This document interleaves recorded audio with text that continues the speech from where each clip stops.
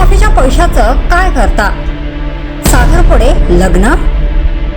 कर्जमाफीबद्दल विचारताच माणिकराव कोकाटेंनी शेतकऱ्यांना सुलावलं.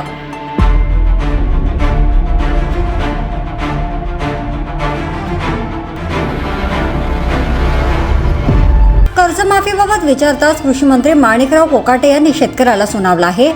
5-10 वर्ष कर्जमाफीची वाट पाहता तोपर्यंत कर्ज भरत नाही असं कोकाटे यांनी म्हटलंय. तसंच कर्जमाफीच्या पैशातून लग्न साखरपुडा करता असंही ते शेतकऱ्याला उद्देशून म्हणाले आहेत. माणिकराव कोकाटे हे नाशिकच्या दौऱ्यावर होते. अवकाळी पावसामुळे नुकसान झालेल्या पिकाची पाहणी करण्यासाठी ते नाशिकमध्ये गेले होते. शेतकऱ्यांनी विचारला प्रश्न.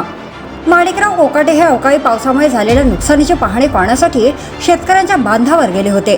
तेथे त्यांनी अवकाळीमुळे खराब झालेल्या द्राक्ष पिकाची पाहणी केली. यावेळी शेतकऱ्यांनी माणिकराव कोकाटे यांना शेतकरी कर्जमाफीबाबत विचारलं. अजितदादा बोलले की कर्जमाफी होणार नाही. रेग्युलर कर्ज भरणाऱ्या शेतकऱ्यांना कर्जमाफी मिळेल का, असं शेतकरी कोकाटे यांना उद्देशून म्हणाला. त्या पैशाचं तुम्ही काय करता? शेतकऱ्याच्या या प्रश्नाचे उत्तर देताना कोकाटे म्हणाले की जे नियमितपणे कर्ज भरतात त्यांनी भरावं. कर्ज घ्यायचं आणि 5 ते 10 वर्ष कर्जमाफी होण्याची वाट पाहायची, तोपर्यंत काही भरायचं नाही. कर्ज घ्यायचं आणि 5 ते 10 वर्ष कर्जमाफी होण्याची वाट पाहायची, तोपर्यंत काही भरायचं नाही. समोर मीडिया उभी आहे, त्यामुळे मीडियासमोर मी जास्त बोलत नाही. पण मला एक सांगा, कर्जमाफी झाल्यानंतर तुम्हाला पैसे येतात, त्या पैशाचं तुम्ही काय करता?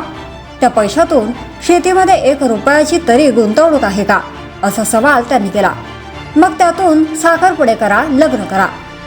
तसेच आता सरकार तुम्हाला शेतीमध्ये गुंतवण्यासाठी पैसे देणार आहे. तुम्हाला पाईपलाईनला पैसे आहेत, सिंचनासाठी पैसे आहेत, तुम्हाला शेततळ्यासाठी पैसे आहेत. सरकार भांडवली गुंतवणूक करतं. भांडवली गुंतवणूक शेतकरी करतात का? शेतकरी म्हणतात की पीक विम्याचे पैसे पाहिजेत, मग त्यातून साखरपुडे करा, लग्न करा, असं विधान माणिकराव कोकाटे यांनी केलं. अजित पवार काय म्हणाले होते?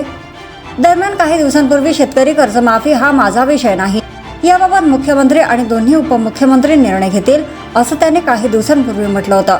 तर याआधी उपमुख्यमंत्री अजित पवार यांनी एका कार्यक्रमात बोलताना शेतकऱ्यांना कर्जमाफी मिळणार नसून शेतकऱ्यांनी कर्ज भरावं असं आवाहन अजित पवार यांनी केलं होतं. जर तुम्ही अजूनही YouTube चॅनलला सबस्क्राईब केलं नसेल तर ते लगेच सबस्क्राईब करा.